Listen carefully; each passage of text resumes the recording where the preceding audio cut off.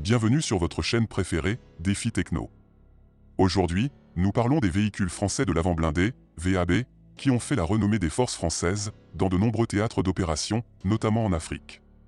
Le VAB, ou véhicule de l'avant blindé, est un vétéran encore en service, près d'un demi-siècle après sa mise en circulation, en 1976. Il a été conçu pour déposer les troupes au plus près des combats. C'est un véhicule rustique, mais qui franchit toute épreuve, que ce soit dans le froid, sous la pluie, ou dans le Sahara. Sous le capot, un moteur de péniche extrêmement bruyant. Sur le tableau de bord, pas d'électronique et des commandes d'un autre âge. Il a été décliné en de nombreuses versions au fil du temps. Il est facilement aérotransportable. Depuis 1998, les versions françaises connaissent des revalorisations, boîte automatique, système de freinage et gonflage des pneus automatiques, surblindage.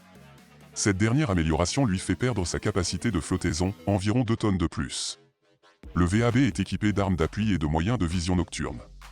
Ils offrent un transport sécurisé des troupes sur les théâtres et les protègent contre les armes utilisées par les terroristes et leurs mines artisanales.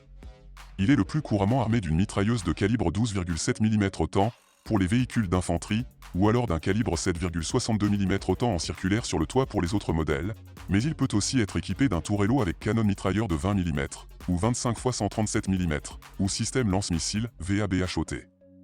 Après 47 ans de bons et loyaux services, le VAB est en passe de faire ses adieux au sein de l'infanterie de l'armée française. Le 21 janvier 2023, c'est un premier lot de 8 véhicules de l'avant blindé sur une prévision de 15 qui a été remis aux forces armées béninoises. Des militaires béninois ont été outillés sur la maintenance et l'utilisation de ces engins. L'an dernier, la France a livré des quantités significatives de VAB aux forces ukrainiennes. Depuis 2000, la France avait manifesté son intérêt de changer le VAB. Son remplaçant, le Griffon, un des piliers du programme Scorpion. En effet, le Griffon est la première déclinaison concrète du programme Scorpion de renouvellement des blindés de l'armée de terre, dont une partie frôle les 40 ans d'âge.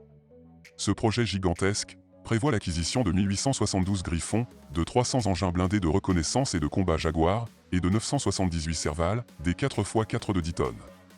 Il prévoit enfin la rénovation de 200 chars Leclerc. Voyons ensemble les caractéristiques du Griffon.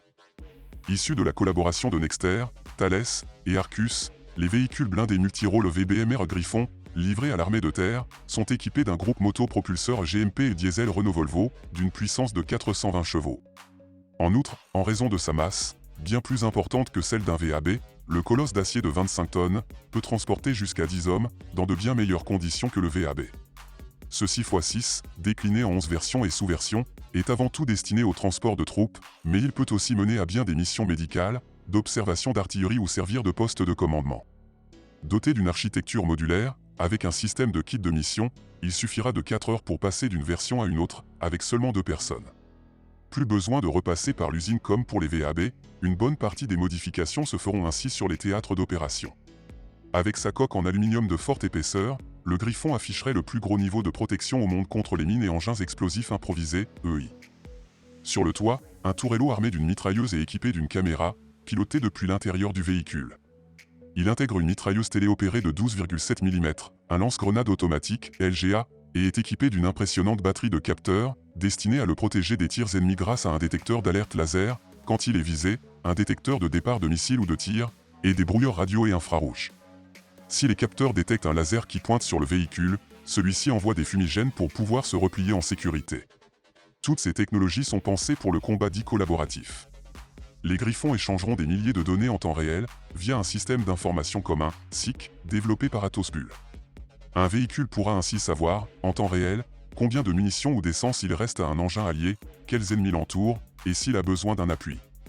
Pour finir, les véhicules blindés multirôles Griffon, ayant commencé à remplacer les VAB quadragénaires depuis 2019, ont de beaux jours devant eux.